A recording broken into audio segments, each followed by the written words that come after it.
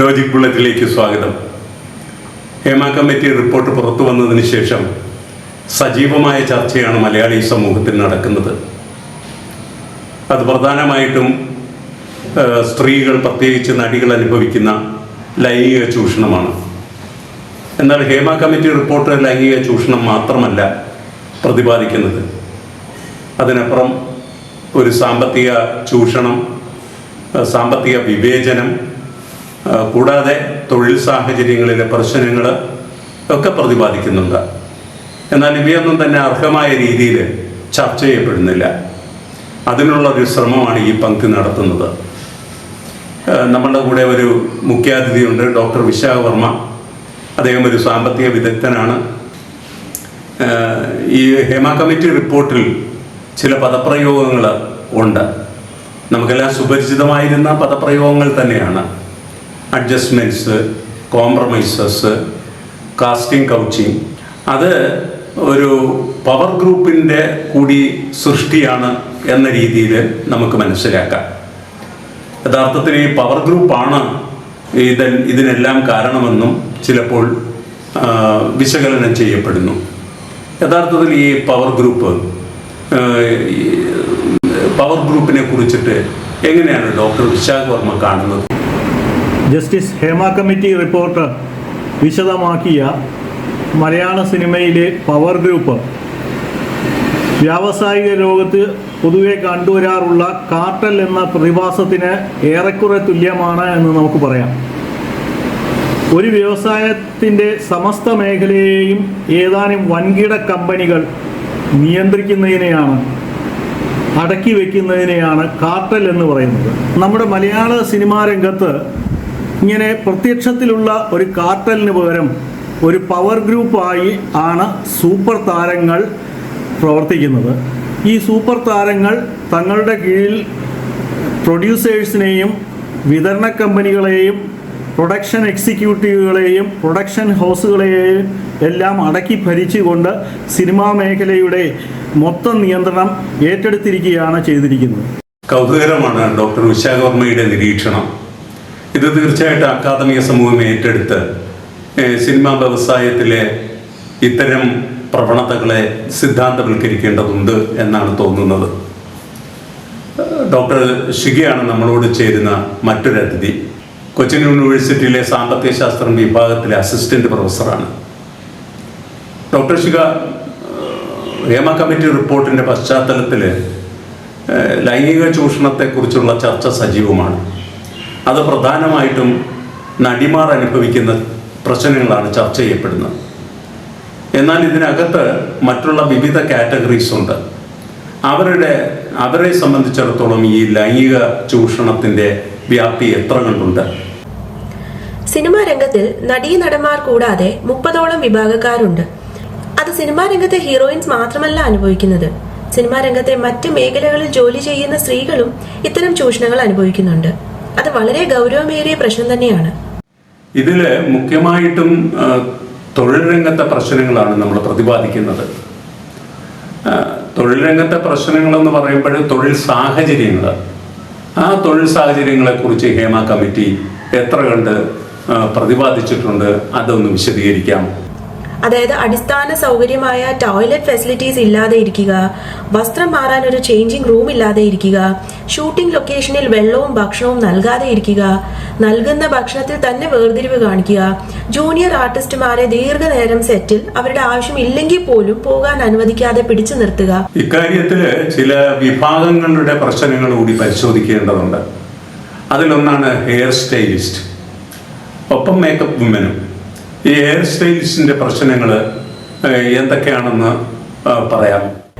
Hema committee റിപ്പോർട്ടിൽ justice Hema വിവരിക്കുന്ന ഭാഗങ്ങളിൽ ഹെയർ സ്റ്റൈലിസ്റ്റ്, മേക്കപ്പ് ആർട്ടിസ്റ്റ്, അതുപോലെ ജൂനിയർ ആർട്ടിസ്റ്റുകളായി ജോലി ചെയ്യുന്ന സ്ത്രീകൾ അനുഭവിക്കുന്ന പ്രശ്നങ്ങൾ നന്നായി വിവരിച്ചിട്ടുണ്ട്.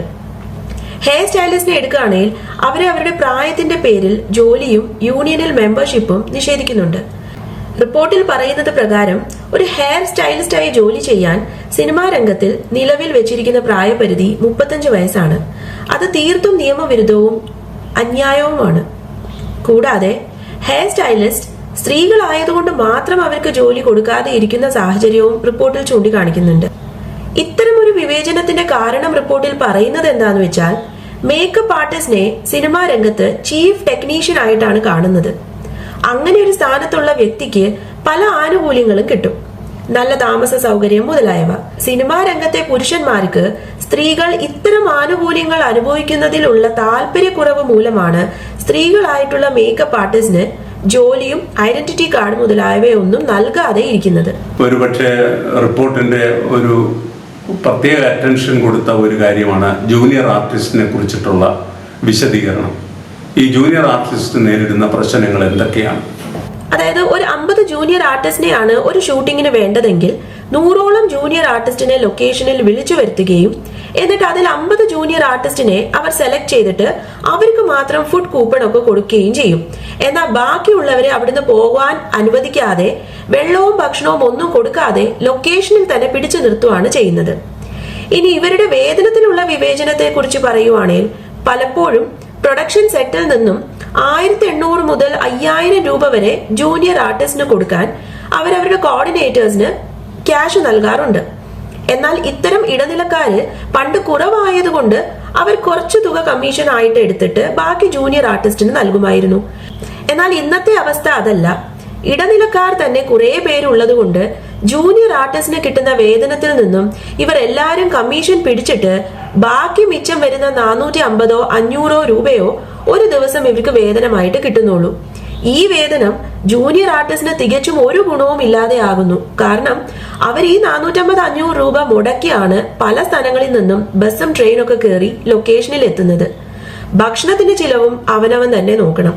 ചുരുക്കി പറഞ്ഞാൽ യാത്രാ ചിലവിനും ഭക്ഷണത്തിനും മുടക്കിയ കാശ് തിരിച്ചു കിട്ടുന്നു എന്നല്ലാതെ അന്ന് ജോലി ചെയ്തതിനുള്ള ഒരു കൂലിയും ലഭിക്കുന്നില്ല എന്നുള്ളതാണ് സത്യം. ഈ വിഭാഗങ്ങളുടെ എല്ലാം സാമൂഹിക സാമ്പത്തിക പശ്ചാത്തലം ഒരുപക്ഷെ പിന്നോക്കമായ ഒന്നായതുകൊണ്ടിട്ടാണോ ഇവരെ എളുപ്പം ചൂഷണം ചെയ്യാൻ കഴിയുന്നത്?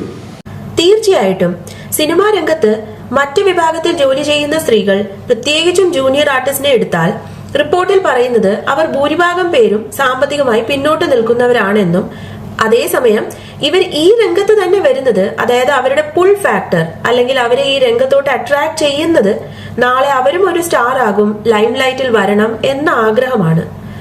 പക്ഷെ ഇവരുടെ ഇത്തരം ആഗ്രഹങ്ങളും സാഹചര്യങ്ങളും അറിയാവുന്ന സിനിമാ രംഗത്തെ ഇവരുടെ അസോസിയേഷൻസ്, യൂണിയൻസ് ഒക്കെ ഇവരെ എല്ലാ തരത്തിലും മുതലെടുക്കുന്നുണ്ട് എന്നുള്ളത് റിപ്പോർട്ടിൽ വ്യക്തമാണ്. ഇതുകൂടാതെ ഇത്തരം സാമ്പത്തിക ഇടപാടിന്റെ ഒരു റെക്കോർഡ് പോലും യൂണിയൻ വെക്കാറുമില്ല, ഓഡിറ്റിംഗും നടക്കാറില്ല. ഇനി അഥവാ ഇവരൊരു യൂണിയനിന്റെയും മെമ്പർ അല്ല എങ്കിൽ പോലും അത്തരം ആളുകളെ യൂണിയനിന്റെ അനുവാദം ഇല്ലാതെ ജോലി ചെയ്യാൻ സമ്മതിക്കാറില്ല എന്നുള്ളതാണ്. ഒരു യൂണിയൻ ഫോം ചെയ്യുന്നത് തന്നെ ആ ജോലി വിഭാഗത്തിൽപ്പെട്ടവരുടെ ഉന്നമനത്തിന് വേണ്ടിയാണ്. പക്ഷേ ഇവിടെ അതാത് യൂണിയൻ തന്നെ അതിലുള്ളതും ഇല്ലാത്തതുമായവരെ ബുദ്ധിമുട്ടിക്കുന്നതായിട്ടാണ് റിപ്പോർട്ടിൽ നിന്നും മനസ്സിലാക്കാൻ പറ്റുന്നത്. ജെൻഡർ ഡിസ്ക്രിമിനേഷൻ എന്ന് പറയുന്നത് പല രീതിയിൽ നടക്കുന്നുണ്ട്. മെമ്പർഷിപ്പിൽ ഫീസിന്റെ കാര്യത്തിൽ പോലും ഉണ്ടെന്നാണ് റിപ്പോർട്ട് സൂചിപ്പിക്കുന്നത്. ഇതിനെക്കുറിച്ച് വിശദീകരിക്കാം. റിപ്പോർട്ട് പ്രകാരം പല വിഭാഗത്തിൽപ്പെട്ട സിനിമാ തലത്തിലെ ജോലിക്കാരിൽ നിന്നും പല മെമ്പർഷിപ്പ് ഫീസാണ് യൂണിയൻ ഈടാക്കുന്നത്. എന്നാൽ ഇതിന്റെ ഒരു റെക്കോർഡ് പോലും യൂണിയൻ വെക്കാറുമില്ല, ഓഡിറ്റിംഗും നടക്കാറില്ല. നടിമാർക്ക് ലഭിക്കുന്ന വേതനം വളരെ കുറവാണെന്നും അത് ചിലപ്പോൾ ശരിയായ രീതിയിൽ ലഭിക്കാറില്ലെന്നുമുള്ള വാദങ്ങളും ഉണ്ട്. ഇതിനെ എങ്ങനെയാണ് റിപ്പോർട്ട് കാണുന്നത്?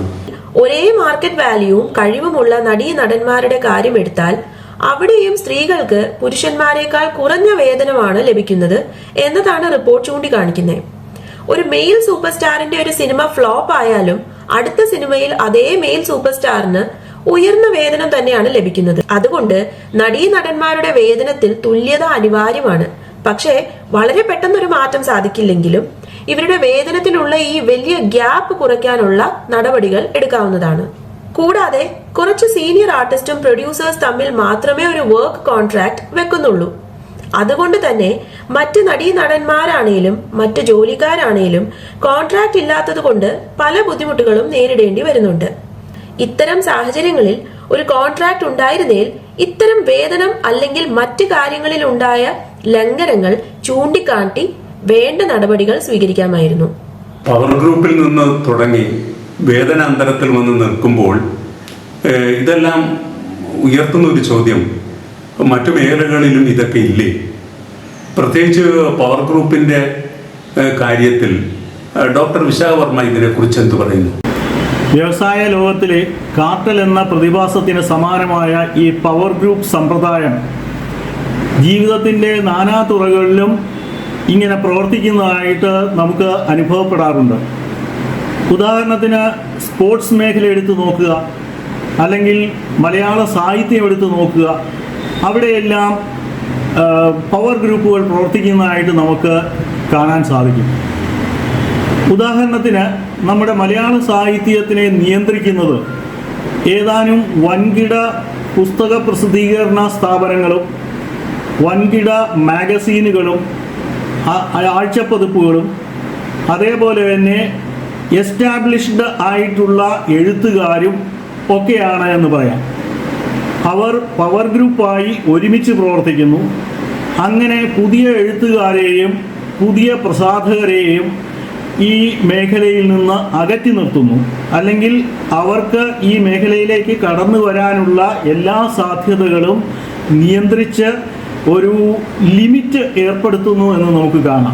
തൊഴിൽ സാഹചര്യത്തിലെ പ്രശ്നങ്ങൾ, വേതനപരമായിട്ടുള്ള അന്തരം, ഇതിൻ്റെയൊക്കെ വലിയ സൃഷ്ടികളാണ്. ഇവയെല്ലാം പരിഹരിക്കേണ്ടതുണ്ട്. ലൈംഗിക ചൂഷണം പരിഹരിക്കുന്നതിനായി പലപ്പോഴും അഭിപ്രായപ്പെടുന്നത് ഒരു ഇന്റേണൽ കംപ്ലൈൻസ് സെല്ലാണ്. പക്ഷേ ഹേമ കമ്മിറ്റി റിപ്പോർട്ട് ഇതിനെ അത്രയധികം സ്വാഗതം ചെയ്യുന്നില്ല. എന്നാൽ ഒരു ഇൻഡിപെൻഡന്റ് ഓർഗനൈസേഷൻ സെറ്റപ്പ് ചെയ്തുകൊണ്ടിട്ട് അതിൻ്റെ ഘടന കൃത്യമായിട്ട് വിവരിക്കുന്നുണ്ട്. ഈ പ്രശ്നത്തെ പരിഹരിക്കാമെന്നാണ് ഹേമ കമ്മിറ്റി കരുതുന്നത്. യഥാർത്ഥത്തിൽ അനുകരണീയമായ ഒരു രീതി എന്ന് പറയുന്നത് ഒരു സിനിമ നയം രൂപപ്പെടുത്തുക എന്നുള്ളതാണ്. എല്ലാവർക്കും ഉതകുന്ന രീതിയിൽ, പ്രത്യേകിച്ച് സ്ത്രീകളുടെ പ്രശ്നങ്ങൾ പരിഹരിക്കുന്ന രീതിയിലുള്ള ഒരു സിനിമ നയം രൂപപ്പെടുത്തി ഈ മേഖലയെ കൂടുതൽ കരുത്തുറ്റ ഒന്നാക്കി തീർക്കുക എന്നതാണ് ഏറ്റവും അത്യാവശ്യമായിട്ടുള്ള കാര്യം.